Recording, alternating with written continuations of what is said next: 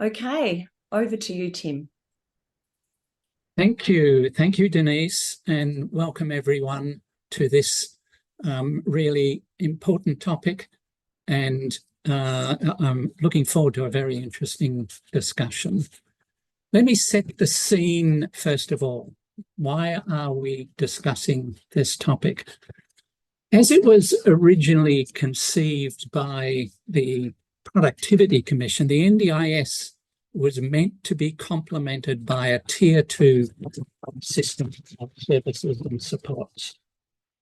And the consensus now is that because that Tier 2 system hasn't really fully eventuated or was there originally and is no longer there to the same extent, and we've had this unexpectedly high influx of children into the NDIS because, as Minister Shorten says, it's the only lifeboat in the ocean, or as Bruce Bonahady, the co-chair of the independent NDIS review, says, it's an oasis in the desert. We've opted for the oasis in the desert metaphor for this particular webinar. So in our case, an oasis in the Sandpit. And but both metaphors convey the same notion, that it's the only thing going. So therefore, everybody needs to be part of it. Now, there's a key point to remember here. The first is that there is no absolute cut-off point for any disability. In terms of functioning and need, all disabilities form continua. And that means that there will be always children who don't quite meet the eligibility criteria. And the question we have, therefore, is how do we cater? How does the system cater for those children? The other point is that the eligibility criteria are essentially arbitrary, and therefore they're contested. And you'll all have stories of what's happening in the NDIS that illustrate that particular point. So we need a system that does a better job of this, that does a better job of providing a series of supports for families that offer a viable, meaningful alternative to the NDIS, not only to reduce the pressure on the NDIS itself, although that's part of the current agenda, but also to offer some meaningful alternative. The other thing that we need is a pathway for parents. What happens when you have a child where you have concerns about their development, and what's the pathway? Some of these children will eventually need the NDIS. What support do you get in the meantime? We can't have a situation where you have to wait indefinitely until you finally get a diagnosis or a plan, and then you start getting service. We need to be able to provide something in between that is in terms of support for families and so on. And of course, there are also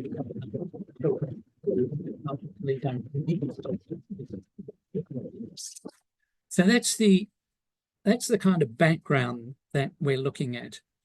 What we're going to talk about is what should that alternative form of support look like?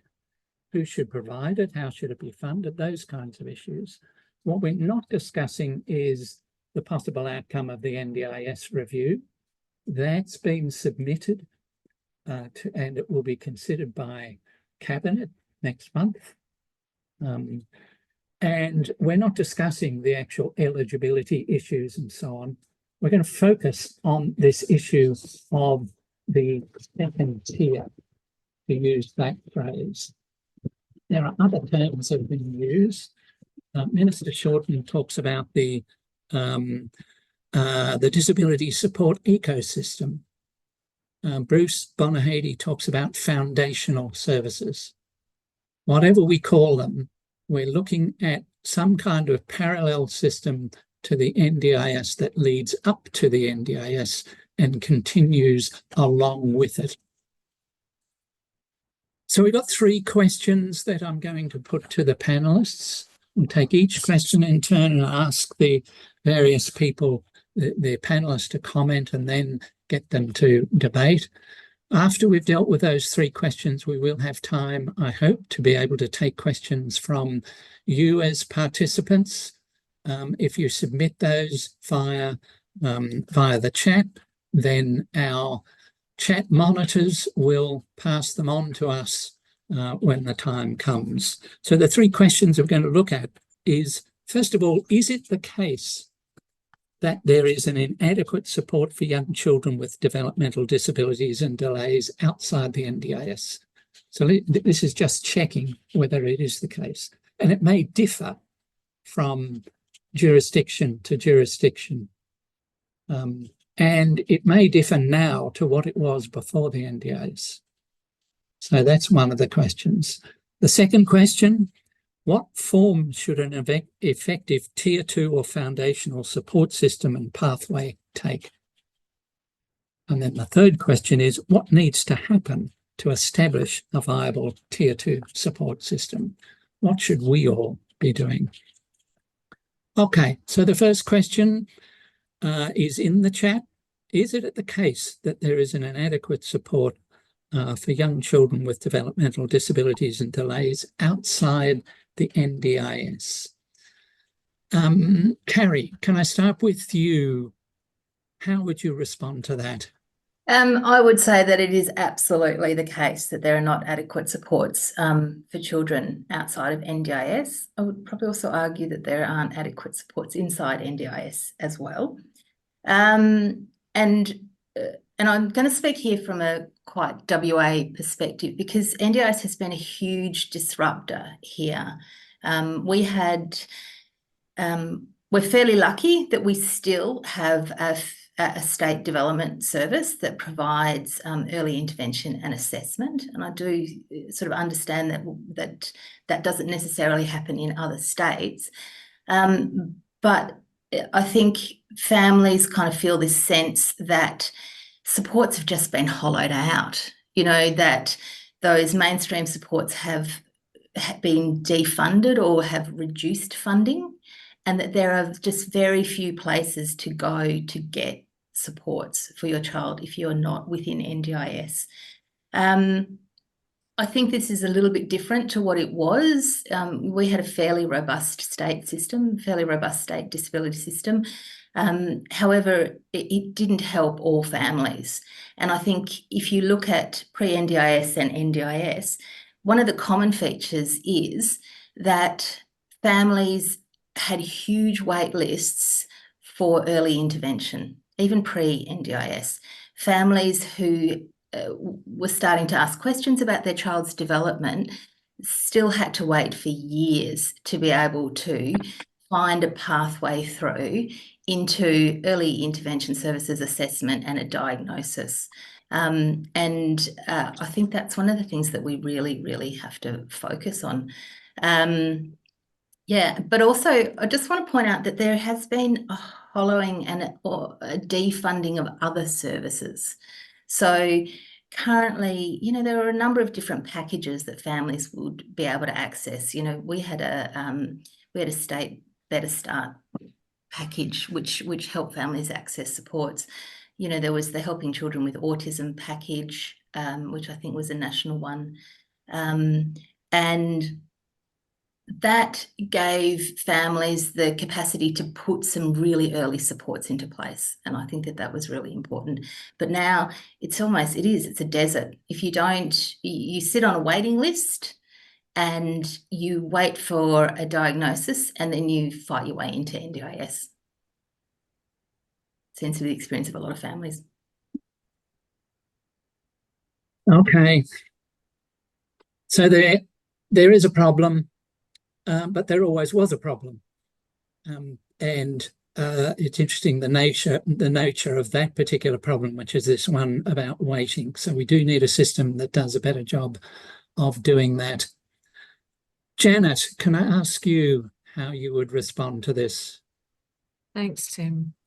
Look, I think I have to endorse everything you just said, Kerry, and I think I'd also like to say that I do think it's quite different across different jurisdictions, and I'm currently up here in the Northern Territory and have spent a significant amount of time in Victoria, so I really do feel, you know, having had the NDIS introduced in that space of time, there is differences, but I think the early intervention, early support pathways have definitely shrunk, and, you know, they've shrunk to a point of it's almost impossible for children to gain access to early supports when they need those early supports so early at formative times in their lives. Here in the NT, we've got wait lists for children, just for things like lisps and stammers and GLUE, all those things that children need support with. We can't get access up here to an allied health professional for love nor money.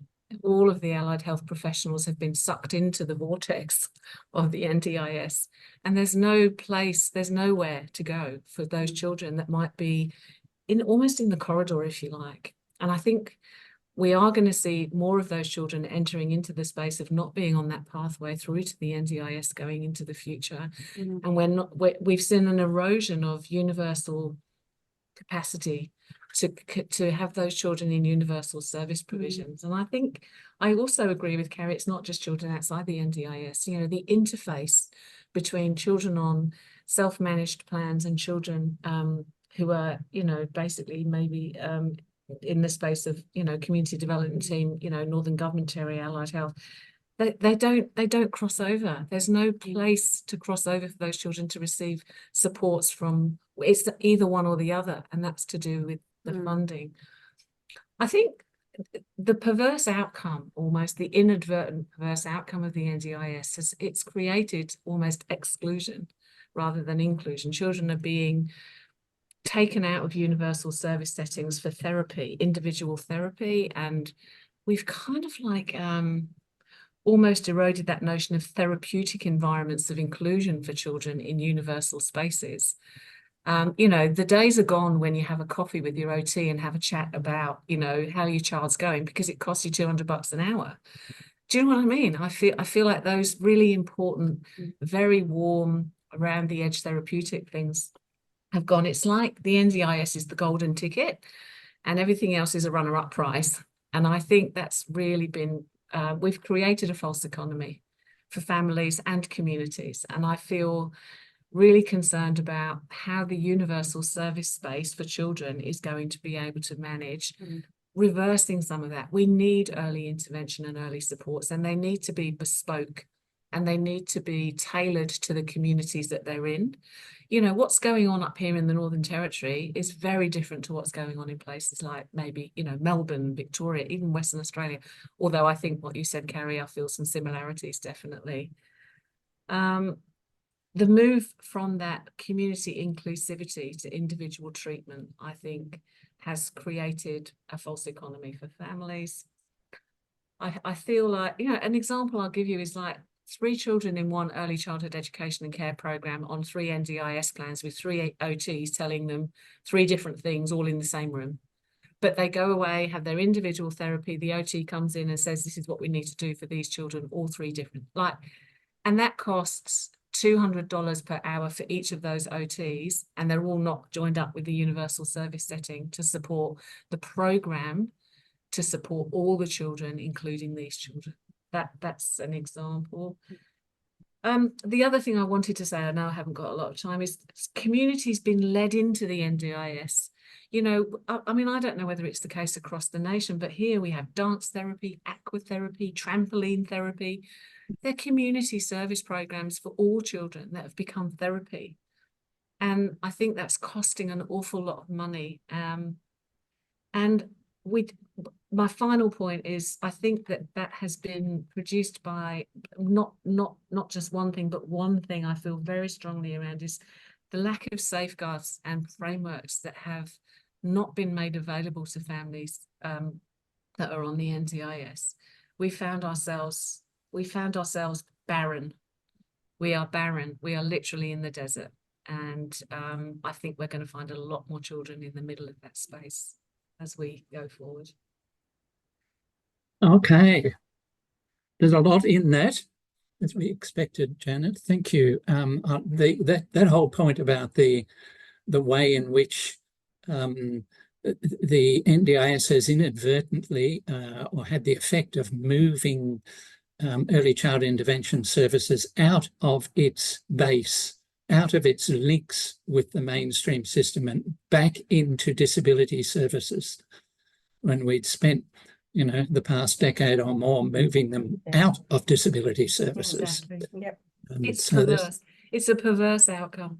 Yeah. But the capacity of the mainstream system to provide community-based services, which is an interesting challenge for us, I think. Okay, Kerry, how would you respond to this? Well, I'm going to have to say yes as well. Definitely, it's inadequate, and I think it's absolutely whether or not you've got NDIS or not got NDIS. And I think it's inadequate in both quality, accessibility, and there's definite lack of prevention. Janet, I was really reflecting on your point about that warm relationship piece that would be there for families when they were kind of concerned about their child. But now it's a much more, it's a real door and a pathway and a process and a form and a phone call, rather than that warm support that you can get by connecting in an open play group or just being able to chat to someone. So I think the degree of inadequacy has increased, and it's also more chaotic. It's all over the place. I think that that's because there's a real lack of collaboration within, and I think that there was always lack of collaboration across departments, but there's now the NDIS part as well. It's where there's no transparency really about what's going on. So then that just creates more lack of collaboration as well.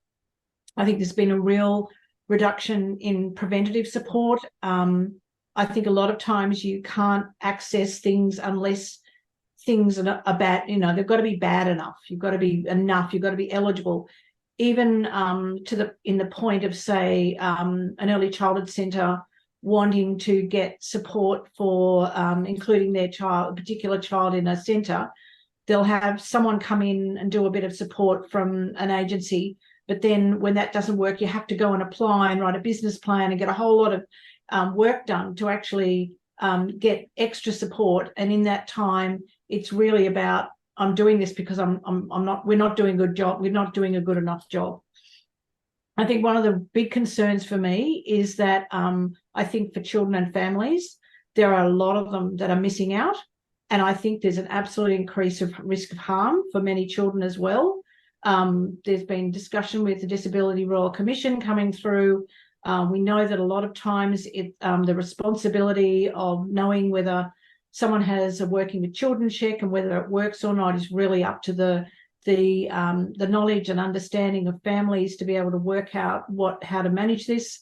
And I think also too, we know that the focus on a non-strengths-based approach with children and the lack of support for families is actually putting more families at risk. And what is that going to mean for us in the future?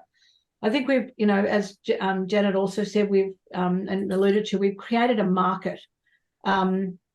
We've got all these different things we could be doing. We're all spending, providers are spending a lot of money and time on promoting what they're doing, trying to get people in the door, worrying about sustainability, whereas before we could take a little bit of money and spread it a long way and be incredibly innovative as well. I just wanted to pick on one thing, a couple of things that as well. Some services in New South Wales changed kind of midway through the 10 years of NDIS rollout, and they've had changes in funding agreements. And there have been some programs where the changes have meant real loss of support. So one of them, as an example, was the inclusion support that was given to individual children. that you could apply for. And that meant individual support for a child in a centre. And that disappeared and got replaced by the Start Strong Pathways funding, which is an incredibly valuable program, because it really, I kind of feel like that funding is a bit of a glue at the moment. It's really the one thing in New South Wales with the early intervention area, which is helping to connect the gaps, and is really valuable. But we've got that now, but we then can't support that inclusion piece. I also wanted to bring up about Medicare funding. So often the only way, if you're really concerned about your child, is that you need to use some Medicare funding. Absolutely a tokenistic approach, and it requires and a medical model. It even is called the chronic disease management. It's like, why do we have to have that? It's really such a medical and a negative vibe to be able to have to go in and ask someone for support by using this kind of funding and having to get your GP to refer you. Do we really think that 5 sessions is going to, in a clinical setting, is really going to be enough to support a child? And I think often what it does is leaves families feeling really stressed to find out about paying for the gap in the funding, but also then going, well, yes, my child does need support. What am I going to do while I'm waiting to get an NDIS plan? I'll find out whether I am eligible, and how am I going to have the funding to be able to do that? So they're just a couple of examples where the funding hasn't changed, and it's also not actually helping, even though it's put up as being something that is helpful and will provide support in the meantime. Okay, lots in there as well. But particularly, Kerry, you're highlighting the issue of the lack of prevention. We don't have a system that successfully and consistently comes in early in the piece, as early as possible, to support children and families in a way that will sometimes reduce their need for the NDIS altogether, but will provide support in other ways. Another thing I get from what you're saying, of course, is that there are lots of kids missing out, and I think others of you have commented on this as well, that there are children who would benefit from support, who are not able to get it under the current system. Okay, Chris, there's a fair amount of NDIS bashing going on here. We'd like you to know that we don't hold you responsible for this. Oh, thank you, Tim. Yes, it's nothing I haven't heard for the past 9 years. Many times I've sat in many meetings and, trying to defend the intent of the early childhood approach, I suppose. And I really like the comment earlier. I think Janet mentioned it might have been Kerry, around the therapizing of children, and the fact that the scheme has, the waiting on therapy was all it was. And we used to have, I'm sure Denise will attest to this as well, and certainly the number of families that would come in with having 2 or 3 therapists, all speech therapists, but one was running the group program, one was doing individual. So it was absolutely detrimental. No one was talking to each other, let alone being connected to mainstream. So that was terribly hard to see, and we sort of held on to the fact that if we could get the best practice providers working, families chose those providers, which that was also a big issue, then they would be able to be heard by those providers and how they would deliver services, and that would be around, in a family-centred way. And at the end of the day, families would often be linked to the first conversation they had, and it wouldn't necessarily be a best practice provider. And again, as the comment was made about money in their hand, and seeing their dollars spent, $200 to have a therapy session or a cup of coffee and a nice chat, but we're not seeing it as intervention when that was a chat and a coffee. But I'm going to try and focus on the Tier 2 component, because mainstream and community services role definitely changed, and everyone said that now. We've heard that today. Everyone knows that it's very different across states and jurisdictions, and that was one of my biggest learning curves. I was blessed to be in Victoria, where it was very clear if a child did not meet the eligibility criteria for early childhood intervention, that there was community health services there for those children to have speech therapy at least up until the age of 6. Well, that's what was the case when I was there. And so we kind of knew where these children could go, depending on whether they were likely to need a more wrapped around approach in an early intervention approach and meet that criteria, or this is a speech delay, but if the other domains are developing quite nicely. So there's no need for that child to have to be referred for ECAS. And community health would take those children. There was some push me, pull me, as you said, like it's not a definite cutoff. It was a bit grey. Sometimes children would start somewhere and then they could transition to early intervention if it became more obvious along the way. But I do know that Victoria, I understand, still offers that, and some other states offer, as Kerry spoke about before in WA, there's a service there for community health, or not sure the name of it all, but certainly in Queensland and Tassie have similarly the same option. In fact, there's dual pathways, which can be very confusing for families, and maybe a maternal child health nurse knowing where should I be referring this child when there's this choice or there's that choice. I think that's one of the biggest issues around referring children, and children that do need the scheme and children that don't need the scheme. But being a kindergarten teacher by nature, I also want to add in here that, you know, the strength in ensuring children have access to good early childhood programs is intervention. I hate that word, but it is supportive of a child's developmental progress.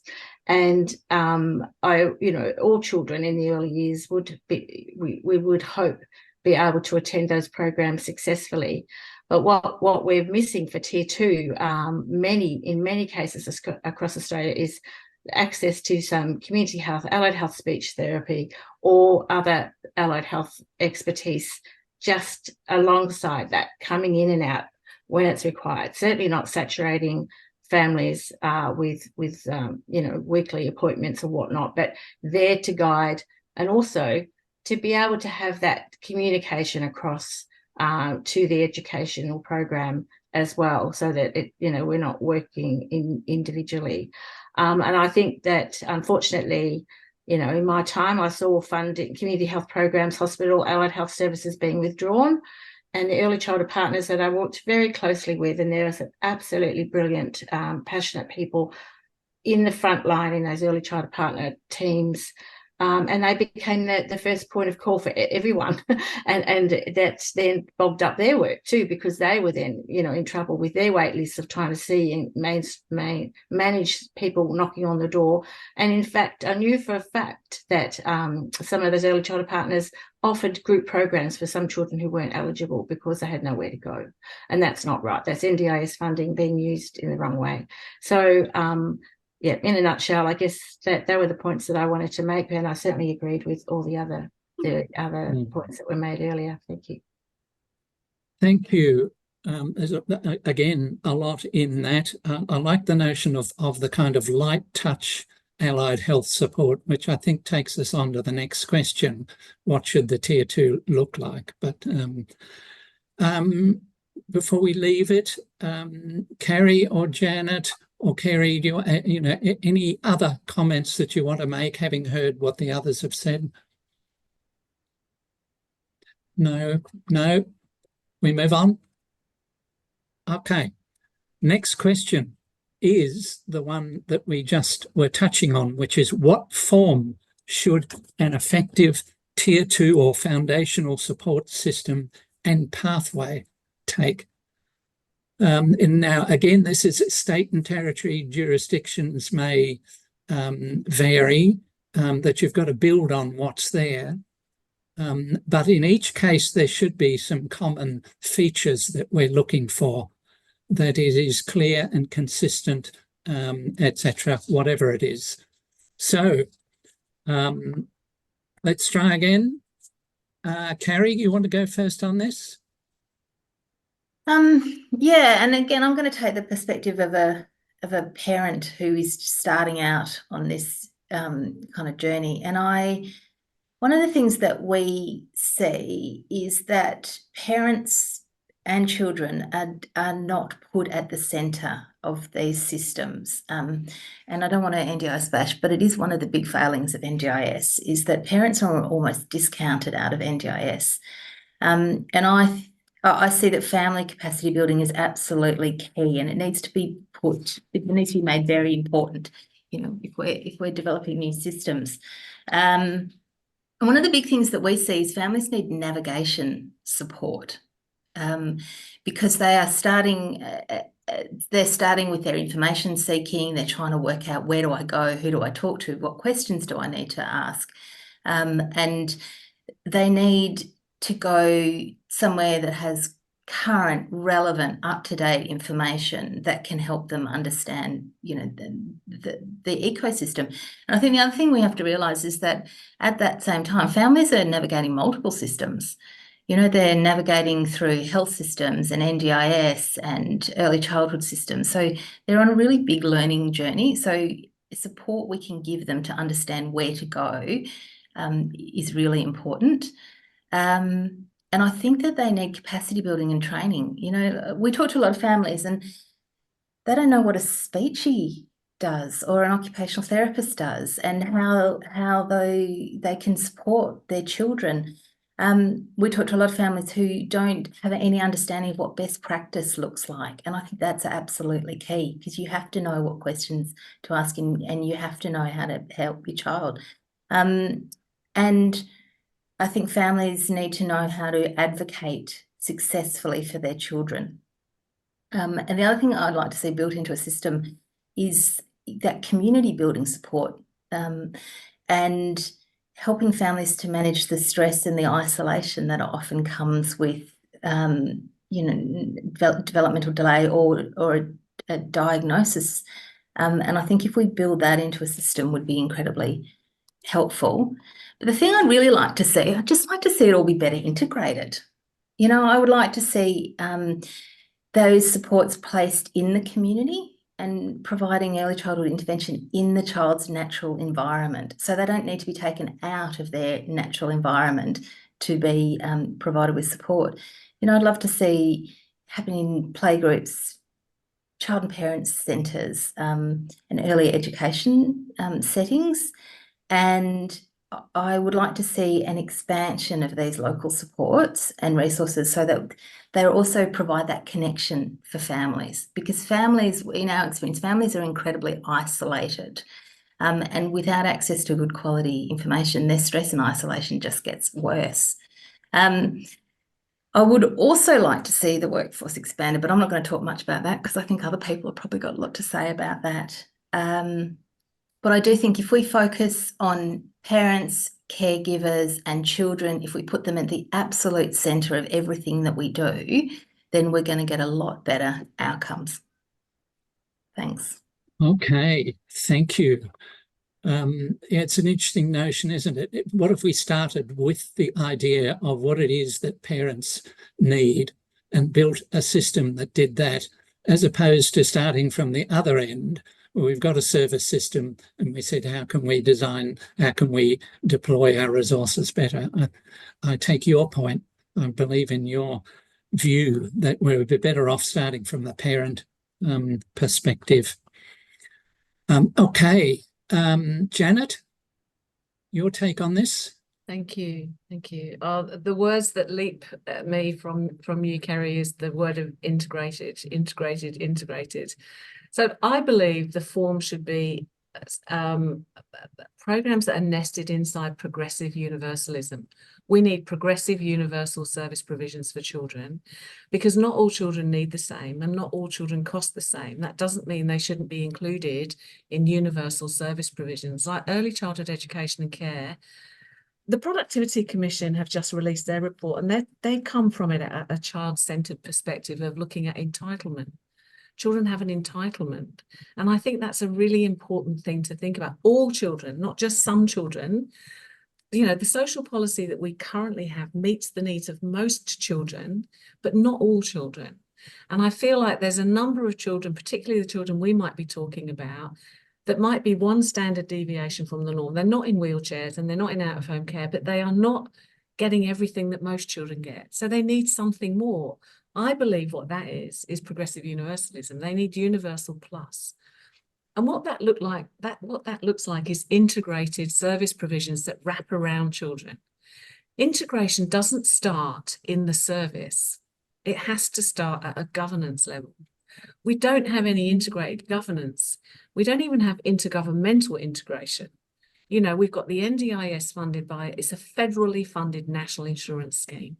And then we've got bespoke early intervention services that have frankly been eroded, that are state and territory funded. And we find ourselves in a situation where we've created a corridor where these children are going to exist, and there's going to be more children in that space. I think we need integrated funding, integrated governance, we need policy reform, and we need to provide services and sectors, if you want, the right resources to provide for all of these children so that they're not lifted out, therapized, popped back in. And I hate saying it like that, but I've seen that happen so much.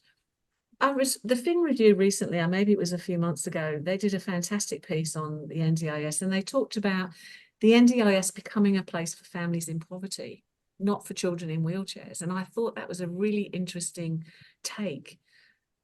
We have to accept that if we don't team around and wrap around children, some children that need more than others to participate, contribute and belong, they do belong in universal services, all children.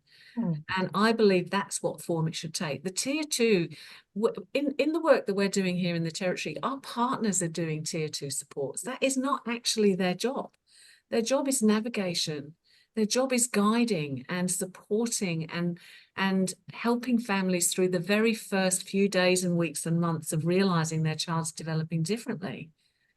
You know, the additional supports like, you know, supported play groups, enhanced, you know, language-rich environments in early childhood settings is a universal provision.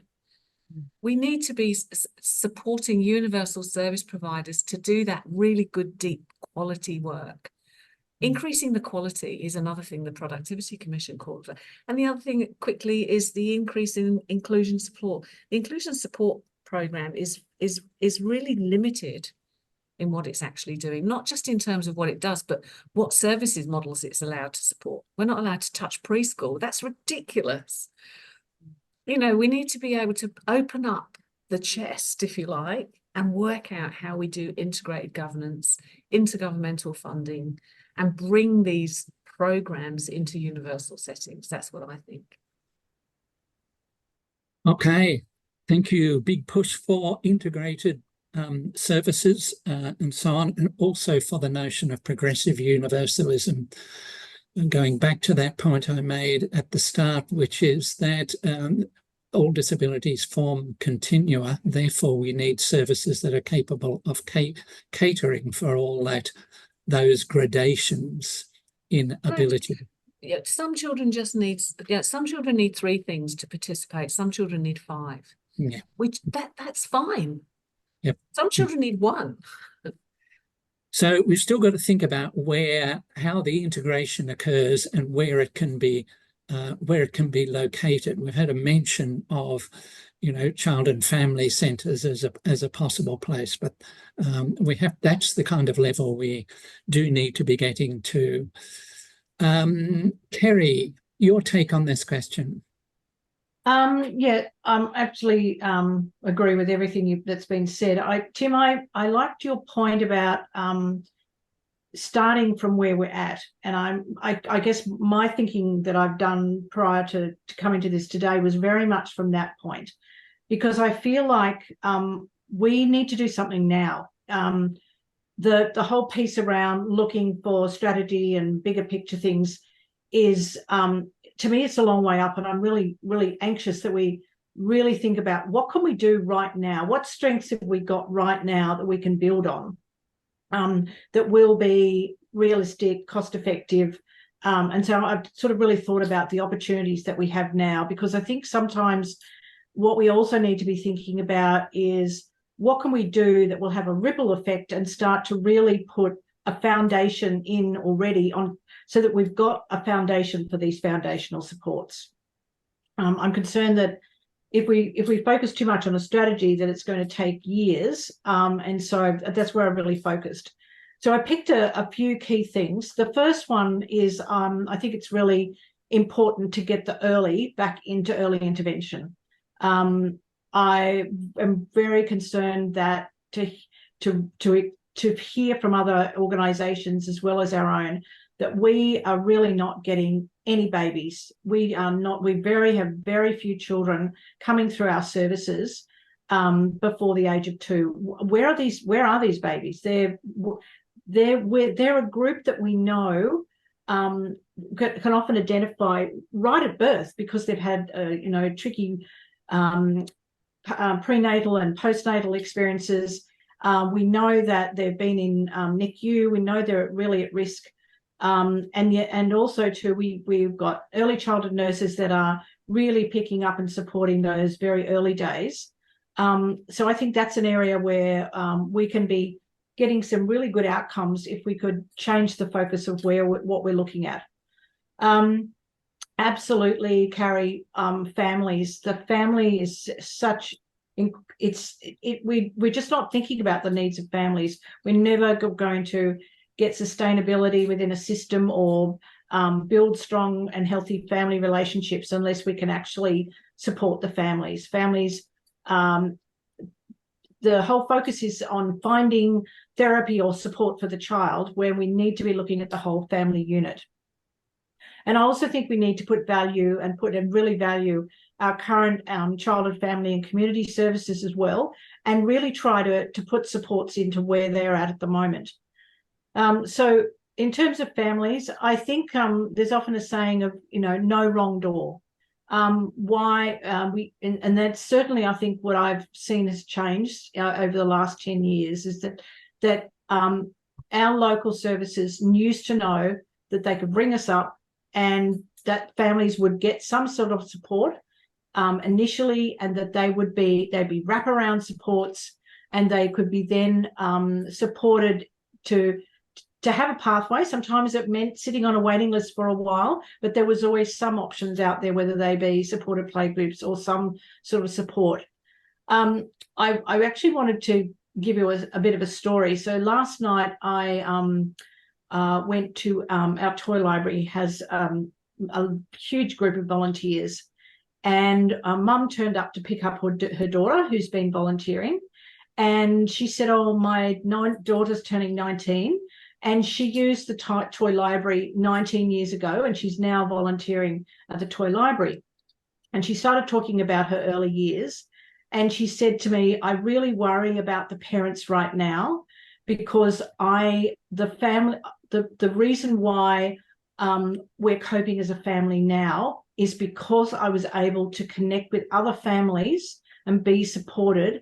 And I have a group of 12 women that I meet up with every year and very frequently that are there to support me. And that story really, it really hit me again as I was preparing for this, because we're not providing families with the support that they need, the connections that they need. We're leaving it up to the families to make those connections. So I think that, finding ways to bring families together to connect up, whether it be group programs, support programs, connections, reaching out to families is really critical, and something we could be doing right now, and to be very much a part of the focus of any pathway we create. And I guess the last thing I just wanted to say was to recognise that we have children and community services out there already, whether they be schools as community services or whether they be community hubs. But we need to, if we can put more supports into supporting the people who are running those programs, they're often really isolated, they're on their own often, putting supports in to support them to be able to create inclusive environments, to know that they're not alone and be able to connect up with them so that they can, so we can support them as the right door. I think that will also be a really strong starting point to build a strong foundation for our foundational supports. Thank you. Big emphasis on early identification, so important. These are the years when the children are at their most developmentally plastic, and we need to be able to access there. And one of the stories of the NDIS is that the age of starting service has gone up under the NDIS. That's a universal story, that one, Kerry.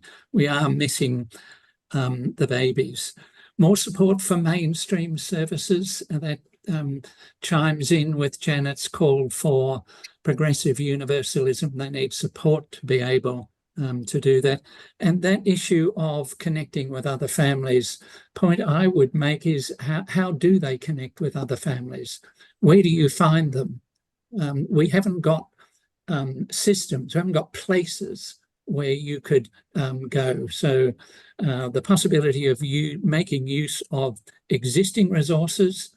There are hundreds of child and family centres in all jurisdictions around the country. Can we build on those? Can we create places where people can connect in those settings that are community-based rather than separate? Okay, Chris, you've got to take on this particular question. What form should the foundational services take? Yes, thank you, Tim. I'm sorry my dog is barking and there's no one at home to throw water on him, so he's just going to bark a little bit. I'm hoping you can still hear me. I agree with what everyone said, and all my notes reflected points that's been said so far. I think children will be seen, they'll be out there, people at the front line that see young children and families are where we need to put the energy and effort. And because if we can get services that see young children, be it in early childhood settings, be it health screens, be it GPs, paediatricians, to understand the options and the ecosystem for early childhood intervention, including for those children who are showing risk of that, then that would be, it would really help the ecosystem to work more collaboratively and be confident in supporting families to make their way to where they need to go.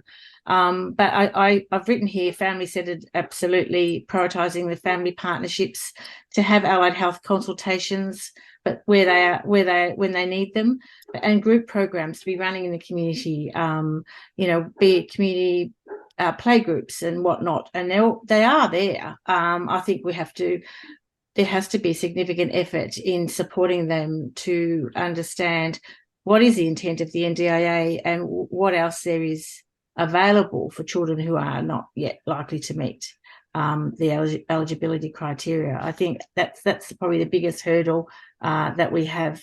But there's certainly early childhood partners that will screen for those children that have made their way to them. And families who have made their way there, but there's also a good understanding if there is options for allied health consultation to review whether a child just has a speech delay or whatever it is. So I've written here access to good early childhood programs that are play-based, those community programs that would offer some clinical advice and support where possible. I mean, this is all pie in the sky. I'm saying these things and we're saying, well, where are these things and what does it look like across Australia? I'd also written parental programs for the emotional support, and that was talked about a lot. And I think in particular, having somewhere to go where you can connect with other parents who have been down a similar journey or not, but being able to be together and having that support around what other experiences there are. And then, working closely with the services on the ground that are the NDIS as well. I feel, we can't ignore the fact there is a service system there of frontline organisations that could help. Everybody should be connected, health, education, disability services, working collaboratively. And so that, there is no wrong door. But where does it all start? It all starts with where that, it could be starting at a childcare, it should be starting at a kindergarten, it could be starting with a maternal child health nurse check. And that's where we need to strengthen how those frontline services that talk to families about their child development also are well informed to steer those families in the right direction. So a powerful message there. Let's reconnect with the services that are there already based in the community and build an early identification and family support system on those, and let's resource them adequately so that they can do that job. Thank you. Any final comments on that question before we turn to our third? No, we're good to go. Okay. Third question, what needs to happen to establish a viable Tier 2 support system? We've talked a bit about some of this, but let's see what ideas you've come up with. Kerry, can you start us off again?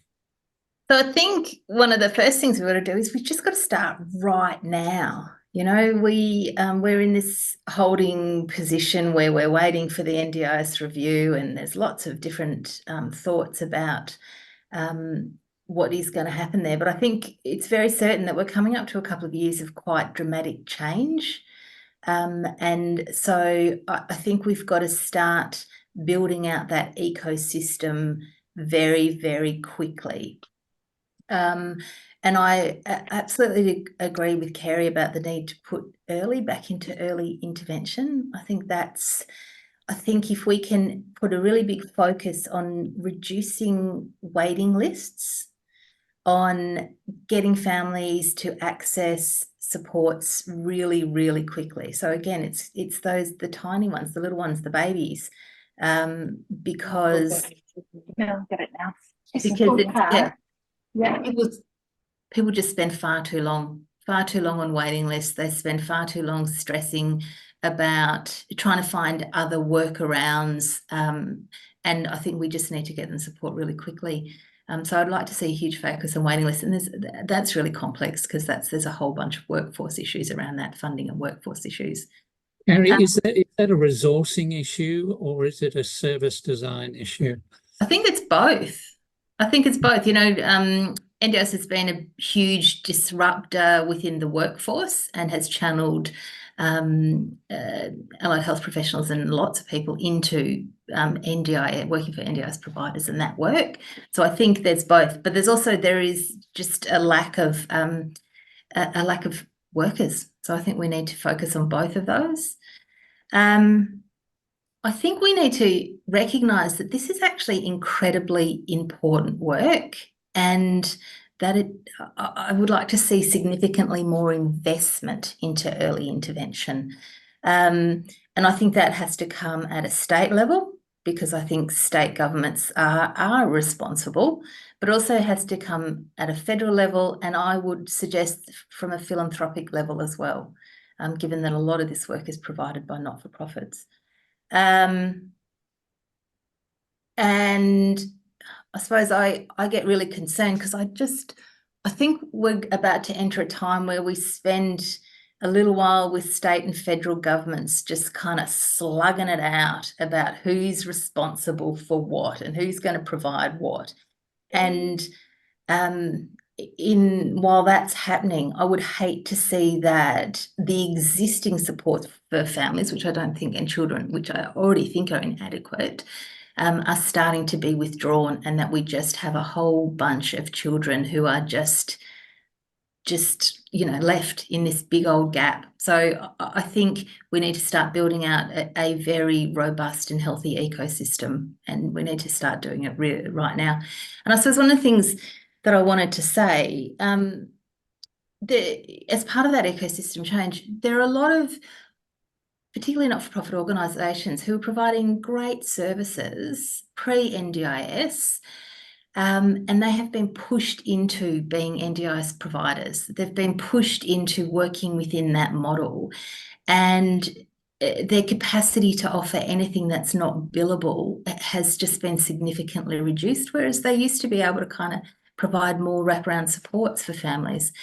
And that's been to the detriment of that relationship, with providers and children. And I remember one family saying, they don't want to be a consumer. They want to work with people who love their child. But NDIS has just taken away the capacity for providers to put that love. So I think we've got to bring that back too. How would we bring it back, Carrie? Who should fund that? There's no money in it for people. Yeah, so we've got to change that you can only get supports if they're in an NDIS package that is billable. Okay. Put it into the NDIS then. No, take it out of the NDIS. Take it out. Okay, good.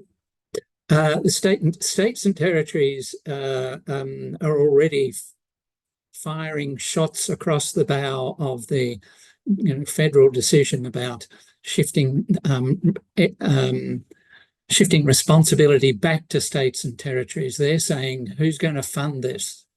And so that's going to be some interesting arguments and debates. They're not going to go away, but undoubtedly, you're saying, and others have said, they need to come back into the picture to support this mainstream side of things. Okay, Janet, your take on this question. What do we need? What needs to happen to establish a viable Tier 2 system? It's interesting, isn't it, the conversation around funding, when you think about the fact that nobody ever thought in their wildest dreams we'd be spending this much money on the NDIS. And yet we're worried about where we're going to get money from to support people to do things to include children in mainstream universal community programs. Who's going to pay for that? Where's the money going to come from? When we're spending billions and billions of dollars that we never thought we had on things that we never thought we'd have to spend it on, because we've created something that has inadvertently and quite, not deliberately, drained a whole load of really, really good, strong early intervention programs that children were participating in. I'm not saying they weren't like this. I think for me, I feel a little bit like we need to blow that up. And I know I take your point, Kerry, about, long-term strategic outcomes take time. And I really do appreciate that, I spend quite a lot of my time in that space of going, this has got to be a fundamental shift in the way that we think. There's going to be policy and legislation change coming down from the NDIS review, and that's going to take time, and we're going to have to work out how do we and who is going to do the work that needs to be done, and how do we get those governments to work together. We've got local, state and territory and federal governments not talking to each other. One of the things that I think that is missing is those places that people used to gather to build social cohesion, those community programs where people used to go along and, you go to a gym club or we've got some things up here like territory clubhouse, where people just pop along and they do an activity like a supported playgroup activity with their families. Money for that comes from local governments, like community services grants or things like that, where people have a chance to gather, meet and build some sense of community. Those things need to be really supported. And I think that it's like a cheese wedge, you've got some of that stuff that sits above the line of deficit. It's about building social cohesion in the space for all. And then you've got really programs that sit below that line of deficit that need really strong, dedicated, focused funding so people get access to things. I think there's a lot of things that we need to do. I do believe we need to bring the Tier 2 supports back into community.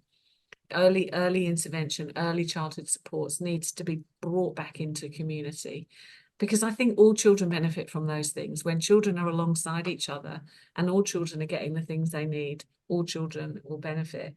I do believe that the only way that we're going to achieve that is the first thing we need to do is introduce some safeguards and frameworks around how people access and spend money in the NDIS, and almost release people from the bubble of the NDIS to get back into that community, to do that community work. We've created a dominant discourse of that's the only ship in the sea. If you're not on the NDIS getting lots and lots and lots of money to do things with your child because you're terrified about what's happening, then you're not getting anything. That's a public discourse that we have to change. That's huge. So I feel that's got to start. I think there are some really good examples of, I've mentioned this before, Tim, in other forums that we've been in, the Victorian School Readiness Funding menu. I know that's, all controversial, but there's some really good learnings from providing increased baseline funding to mainstream early childhood services. So, you can bring children into those spaces. I have to say this, and I know that it's not about now. I think there are short, medium and long-term things that we need to do. I think barriers to inclusion for children exist in three ways. You've got circumstances that children find themselves in. We've got structures around those circumstances that really are barriers, like transport, systems of enrolment, accessibility, eligibility. And then you've got structural problems, you know, around access, geographical and social isolation. I've worked with children up here in the Territory who don't get access to anything at all because of some of the structural barriers. Finally, I have to say, I don't know how many reviews there are going on in the early childhood space, but they need to join up and come up with some critical platform policy reform. You know, you've got Productivity Commission, ACCC, NDIS, PCI, all of it. I really need to hope and pray that we're going to get to a point where we are able to disperse some of that truncated government stuff and funding parameters to wrap around and provide integrated service provisions. Yeah. Join up the reviews. Indeed. Join up the reviews indeed, and look at the proximity of those reviews in relation to themselves and how do they interface or collide actually. National Early Years Strategy, is that going to provide some of what we're looking for? We hope so. Well, we do hope so indeed. Kerry, your take on this? What do we need to do? I can't agree with, I can only agree with everything that's been said. I think that, bringing the Tier 2 out of NDIS is really important because we're channeling families into thinking that this is the way to go and that's the only way. And I think if they could have really positive experiences, they wouldn't need to have that conversation. They wouldn't need to be looking to find some sort of pathway. And I don't think they should have to. Why do they need to think about their child having a disability or needing help rather than thinking about, look, the support's here. I just need to use what I've got here. And I think it's doable. As Carrie said, we need to do something now. Our early childhood intervention services that were very strong, the not-for-profits that are out there, they're still out there. They're still applying for little mini grants here and there to kind of fill in the gaps. We're still doing stuff for free. They're there and they've got really strong focus on purpose and a commitment to supporting that early part, the prevention and the care for parents and families. And I think we need to really try and move away from a competitive world. I think, though, to be honest, if we take away, the fact that families are focused on the funding, the amount of funding they get is going to be a really difficult conversation. I think it's going to be very challenging. But as you said, Janet, there's money out there. So I'm thinking, like, everybody's going, there's no more money. Like New South Wales is saying there's no money out here. There's nothing, but it's doing better with what we've got. And I was really thinking about the analogy of the sandpit. I really like I love an analogy, Tim. So you just really got me thinking there. The sandpit is bigger than the Oasis. In the sandpit, currently we have government departments and federal departments digging in the sand because they've got the tools to create a structure. And they're turned their backs on what's going, but they might peek over the shoulder to see what other people are doing. But the silos and they're just in a huddle and there's no collaboration. So collaboration for me is a big thing. I also think behind them, out probably a bit further out in the sand dunes somewhere, there are peak bodies like PRECI and university and advocacy groups. And these guys have got all the knowledge, all the research and evidence about how to really build a strong basis. And they're waving their arms. They're trying to get attention and get in. But basically, and even further than that out there, we've got all the international knowledge that's out there as well, who've tried all these things. So I think it's really important for us to be thinking about how we can bring groups together to be collaborating.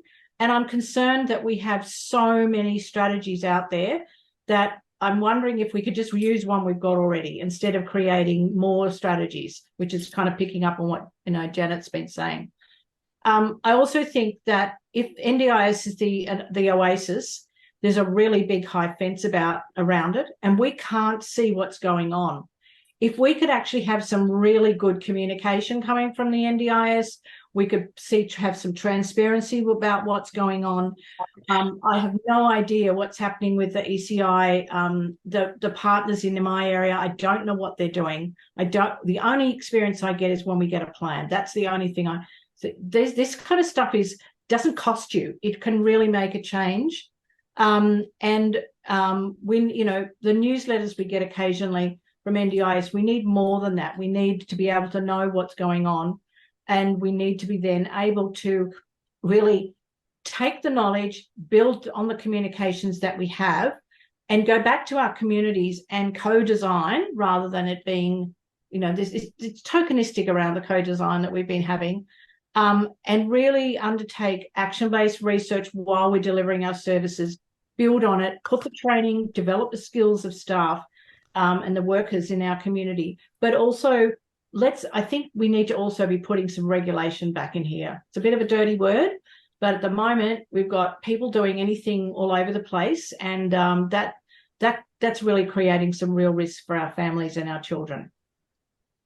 Okay, lots of powerful points in there. I like the idea of one strategy to rule them all. I think we should be aiming at that. Chris, your take on this question. And my dog has started barking as soon as it's my turn. And that's all right. And the time is running out. Oh, I'll be really quick. Okay, so there's not going to be a viable NDIS if we don't get the tier 2 bit right, and that means understanding a service system that's there for those children and families. Obviously, the Commonwealth, states and territories' investment in their role to support mainstream services and community services, I agree. I absolutely agree. There's significant gaps, and they've their hands up because the funding's gone into NDIS. Well, it needs to be readjusted as far as I'm concerned, and to look at the gaps and where the gaps are, and as was said today, having families come together to be together. And having a facilitated program for play while families talk and meet is a safe place, and it's a good place to start. But at the end of the day, it is the frontline services that need to be funded well and well educated to talk and feel confident to talk about what the role of the NDIS is, and also what's available out in the community health services. So it should happen at a state level. And back in my day before NDIA, we used to meet with all the services in the local area, from health, education, community. Everybody met and we talked together and we knew each other and we felt confident. PEDS knew exactly where to refer. They had representatives at our meetings and GPs as well. And I feel like that's gone out the door now. No one, as everyone's spoken about, no one's talking. So I think that is what needs to happen. So yes, it is a funding thing, but it's also a change of behaviour that needs to happen as well. And one last thing I think I wrote here is, there's obviously going to have to be training to all these services and areas that are working with children and families to talk about best practice, because that's been a strong theme today, and families understanding how services may work, even if it is only that their child needs some speech therapy, and that speech therapist can talk and come to the kindergarten where their child's at, and everybody can be talking together, but it doesn't mean a great disruption of a whole heap of therapy in their life. So I feel like that's a significant gap as well, and we need to think about holistically trying to promote the message of best practice in early childhood intervention alongside what is available in the community. So I think that I might leave it at that, because I think I'm just repeating what other people are saying. So, yeah. Cool. Thank you. That notion of the importance of the services being able to get together, paralleling parents needing to be able to get together. We need to build relationships between the service providers, mainstream and additional service providers, to build the trust that will enable collaborative services to develop. We haven't got a system that encourages that at the moment. Okay, can I ask the chat monitors, we got anything there that we can put to the panel that that's going to push us a bit. Hi, Tim. There's nothing in the chat, but if anyone would like to come off mute and put their hand up, we're more than happy for that to happen.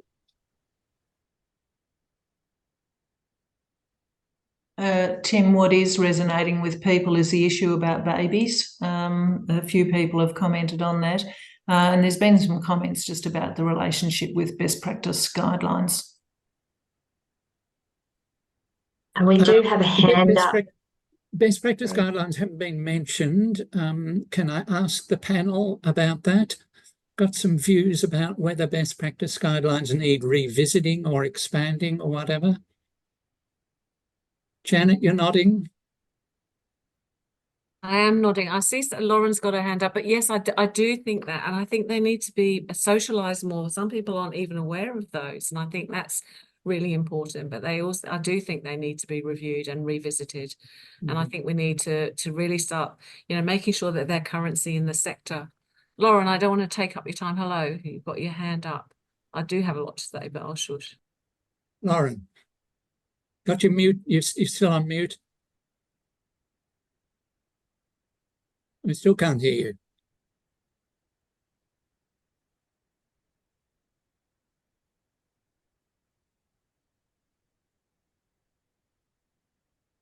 No. We'll try and bring Lauren off mute, Tim, if you want to go to Chris. Yeah, I'll go to Chris. Chris, yes. Yes, I don't want to speak out of turn, but in my time, I understood DSS were going to fund a review of the best practice, or look at it, the best practice guidelines to be reviewed. And I don't know who's going to do that gig or whatnot, but I absolutely agree. It's time to refresh it and relaunch. Yeah. I think it is under review. I think that is definitely on the cards, Chris, from what I've heard, that the DSS are looking at putting forward a notion of reviewing those, and I think that's coming. Yeah, definitely. Right. Good. Thank you. Can I just make a comment about that? I was going to say that there are really powerful piece of research that is available that really underpins what we can do, but it's implementing it is the issue. We need to translate it into a form that families can understand, that pediatricians can understand, that educators can understand when they're supporting a child in their centre. And at the moment, it's that piece of work that we need to do next. I hear that the ECR partners talk about best practices, but seriously, the person who walks in our door with a plan is not thinking about best practice at all. So how do we make that journey? And obviously, we need after 10 years, it needs a research review and an evaluation of how effective it is in terms of being understood by other people before as part of that. But to me, it's that whole implementation phase that hasn't been undertaken, and we really we need to be doing that to make it take hold in terms of the way everyone's thinking about and valuing early intervention. Now, a number of people on this call who were involved in the development of the best practice guidelines, but those are only statements of principles. What doesn't sit behind them is guidance for practitioners on how you do all of that stuff. So we lack that. So maybe that goes back to the question that was mentioned earlier about the need for regulation. It isn't just regulation against fraud and those kinds of things. It's also ensuring that what is being delivered with public money is consistent with best practice so that we can be sure that the children and families have been given the best support. Got other comments? Kerry, Britt. Hello. Hi, can you? Hi, how are you? I guess, so I'm a physiotherapist in the community. I'm also doing my PhD in service providers' approaches to family-centred service and strengths-based approaches. And I suppose from my clinical perspective, one of the challenges around best practice is the lack of requirement for registration. So I work clinically in Geelong, and the number of places sort of popping up that say we now see children and we've now got a children's team, and they're not required to be registered, or there's no regulation. So I think it's the lack of sort of connection, I suppose, between even an understanding that there is best practice guidelines in this space and people who are seeing sometimes many, many children and families that I think is problematic. It's disconcerting for those of us who've been involved in the field for a very long time to find that people come into the field with none of that history. And the history has been what we have painfully sometimes worked our way through over the years to arrive at an understanding about what constitutes best practice, and people don't know about it. So that whole issue about how we induct the people who are going to be providing services into that understanding of what constitutes best practice is something that needs to be considered as part of the workforce equation. Can I just answer that too, Kerry? I think that you've made a really important salient point, and I think that speaks to the lack of safeguards and frameworks around the NDIS. Like, if people like that can't get funding, they wouldn't do it. And I hate saying that, but I feel like that, you know, if you look at the, what we need is evidence-based programs where people are able to provide a really clear indication of their registration to provide a therapeutic service for children. And unfortunately, the NDIS has created that problem. It's and it's costing us a fortune, absolute fortune. And you can't blame families for wanting to purchase things that they think are going to help their children. Of course they will. But there's no safeguards or frameworks. And I think that we've really got to, you know, really work hard on some of that stuff. And I think it's almost in some ways a disincentive. You know, quantity is incentivized over quality. And, you know, some people, it's quite sort of shocking to talk to families about their experiences, but also to talk to other professionals about what they're offering. And it's, you know, creating this idea that anything less than $193.99 an hour is a loss to me. You know, that's sort of the model, which makes it extremely challenging. And there's no, you know, families are not generally informed about evidence. We're not advertising our evidence base. We're just put ourselves on social media and have some great photos and sort of recruit in that way. Everywhere you look. I think it's going to be hard to come back from that because it's in the public discourse that more is more, more is more.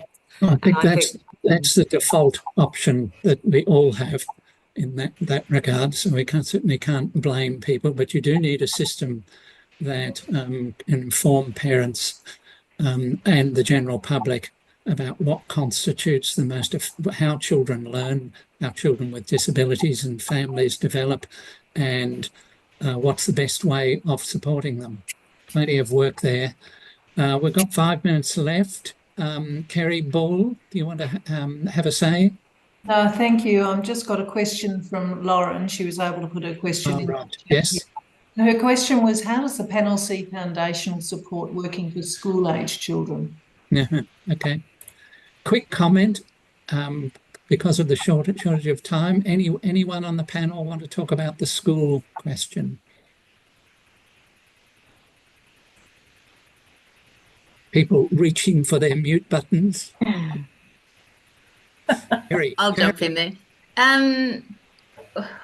So I think, and I'm talking from a WA context, but I think this is everywhere.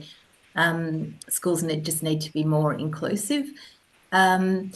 We've been having some really interesting conversations with our education minister, who is looking at full service schools and having allied health supports built into schools. I think they're very, very early days, but I would see that the need for parent capacity building, for peer support for parents, for community building for families, for inclusion of children with disabilities in school settings, but also in those out of school kind of contexts, after school activities, I think we need to build capacity for them to do that.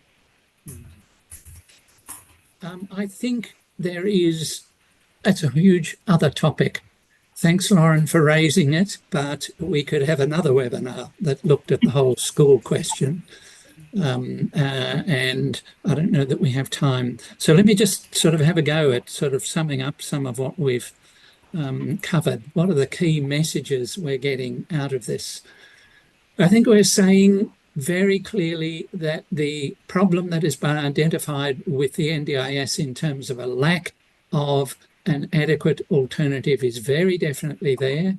It was better at one point in time. It's been eroded by the NDIS. We're very definitely saying that it needs to be restored. And the indications from the panel are that we need to reconnect with mainstream services, that we need to be funded and resourced to be enabled to do that, and the mainstream services themselves need to have access to resources so that families can have a prompt response to any concerns that they have, and appropriate support during the interval, during the while they work out what it is that their child might need and what services are available. This is important work. It's going to look different in different places. There are mainstream services out there that used to be involved and that could be reconnected, and we certainly need to be doing that. We need more connection for families. Families to families is a very powerful way of supporting them.